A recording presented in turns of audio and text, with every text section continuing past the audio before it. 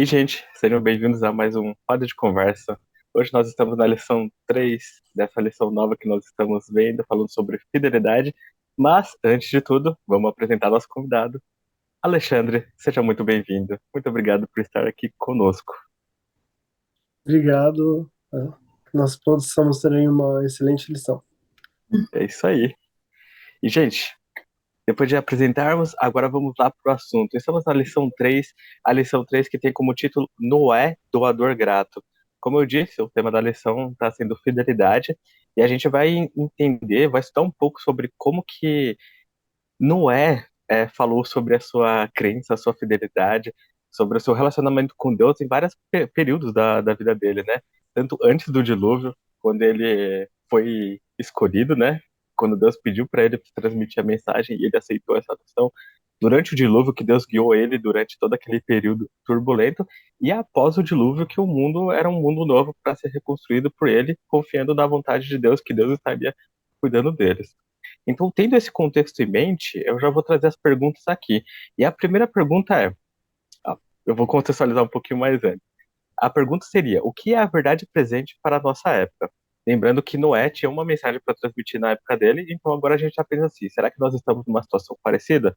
Então, se nós estamos, qual seria a verdade presente para a nossa época? Bom, eu acredito que, né, como era na época de Noé, que era a questão de que eles teriam que ir para a arca, porque o mundo ia acabar e Deus ia purificar a terra por meio da água e tal.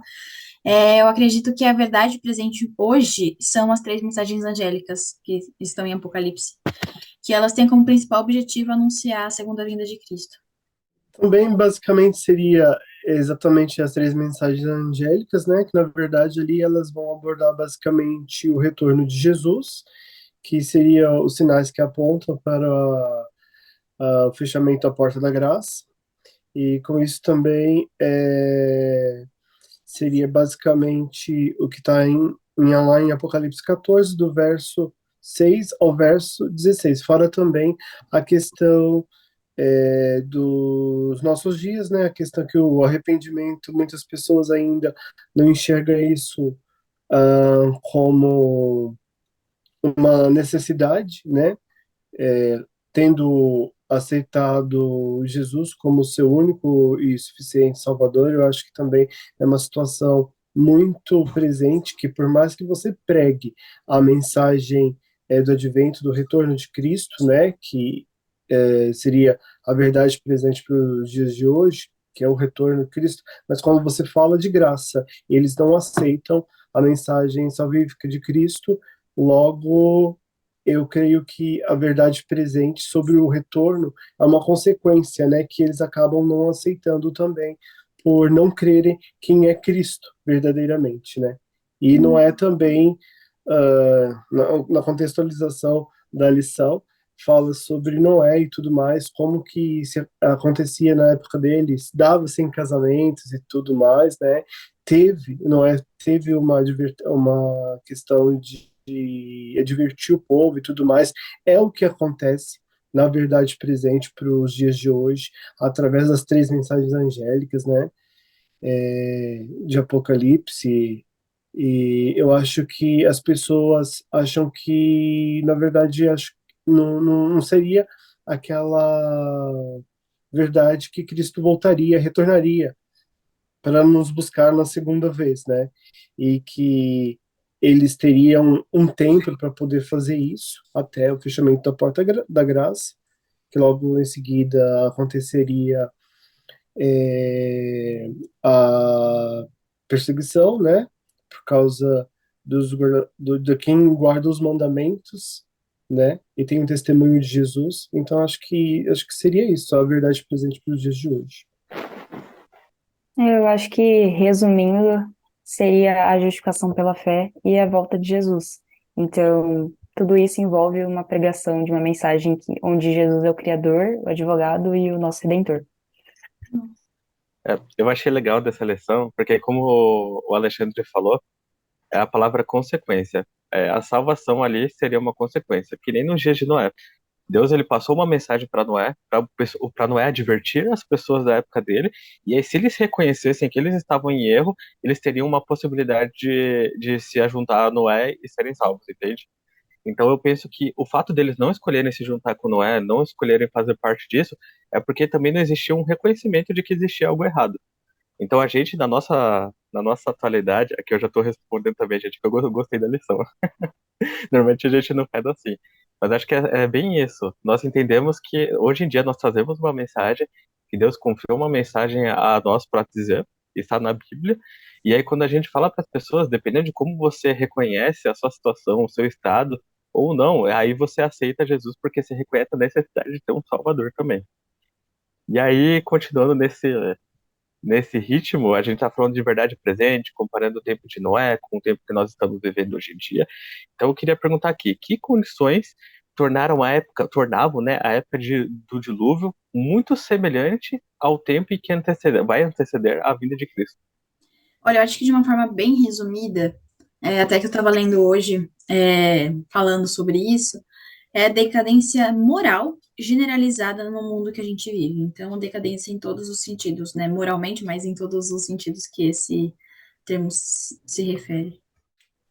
Eu creio também que seria a questão do pecado e da questão de não aceitar a advertência de Deus, ou seja, a admoestação que Deus faz para todos nós, né?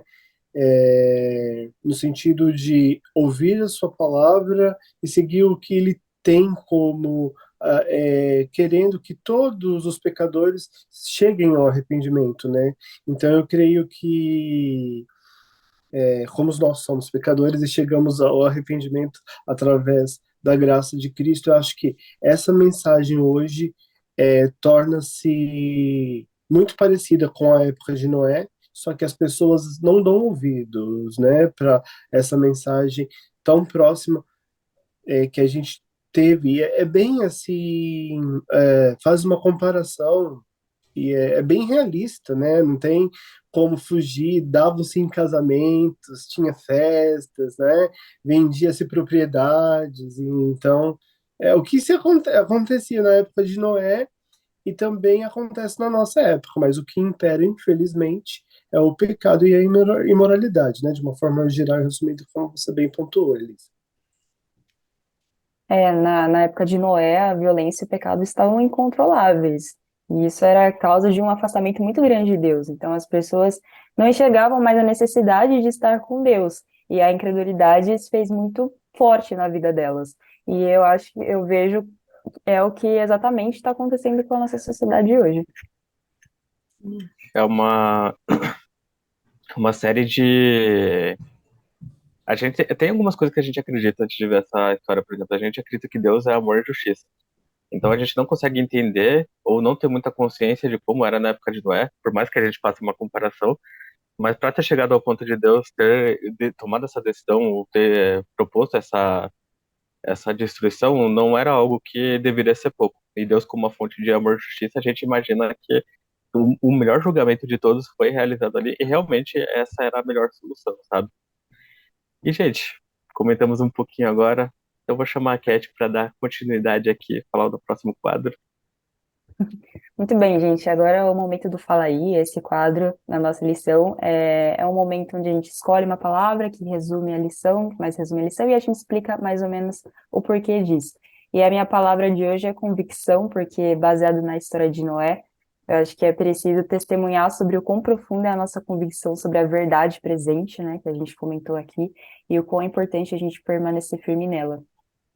Bom, a minha palavra é esperança, porque me trouxe muito essa questão, né, das três mensagens angélicas, das perguntas até que o Má fez, né, que a gente tem uma mensagem que é muito, como é que eu posso dizer, ela pesa muito mais do que as coisas ruins que vão acontecer, sabe, no sentido da gente, por mais que esteja vivendo tudo isso que é horrível e vai viver ainda mais, a gente tem a esperança de que a gente tem uma mensagem muito especial, que é a volta de Cristo. Qual que é a sua palavra, Lê?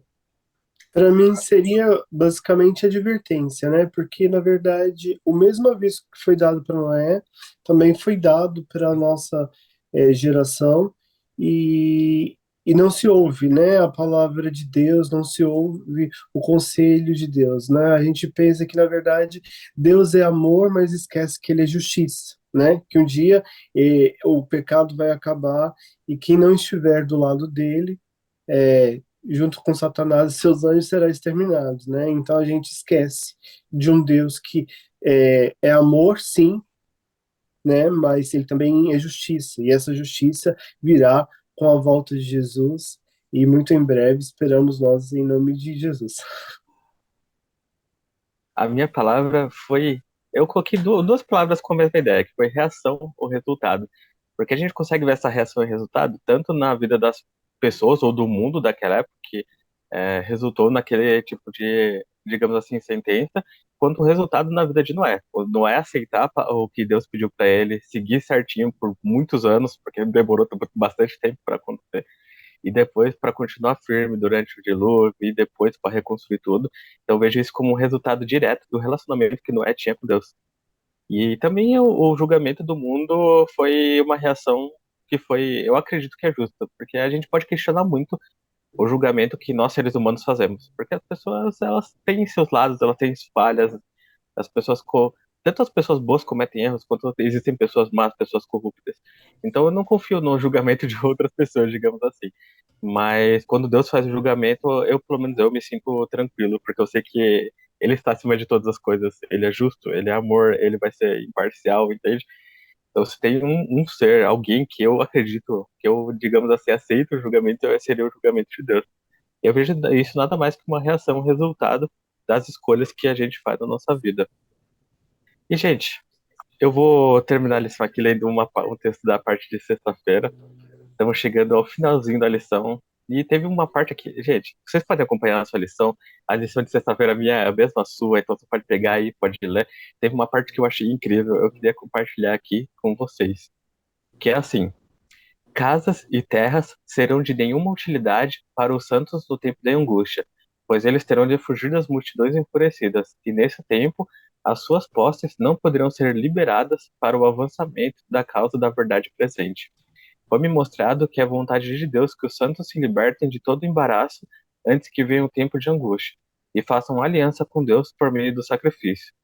Se eles puserem sua propriedade no altar de sacrifício e fervorosamente perguntarem a Deus qual é seu dever, ele lhes ensinará sobre quando devem se desfazer dessas coisas.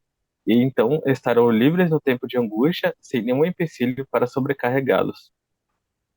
Eu achei isso muito, muito legal, né? Porque Noé, ele recebeu, eu imagino que ele tenha recebido uma mensagem chocante, porque era a mensagem de que o mundo dele ia ser destruído. Curiosamente, a mesma mensagem que a gente tem hoje em dia, né?